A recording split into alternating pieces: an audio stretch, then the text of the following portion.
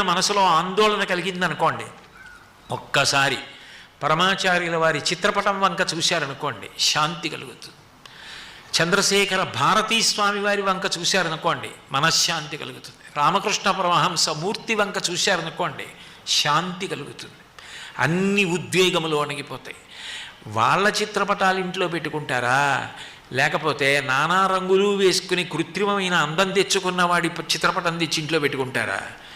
మనసుకి శాంతి కలగడం దేనివల్ల అంటే సరస్వతీ కటాక్షం వల్ల.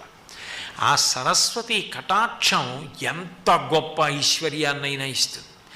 సరస్వతీ కటాక్షం ఇవ్వలేనిది లోకంలో లేదు. ఎందుకని అంటే చాలామంది తెలియక ఒక మాట అంటారు, సరస్వతీదేవి లక్ష్మీదేవి అత్తాకోడళ్ళు, అందుకని వాళ్ళు ఇద్దరూ చోట ఉండరంటారు. అది అర్థం లేని విషయం. మనలా ఉండరు వాళ్ళు ఏమీ.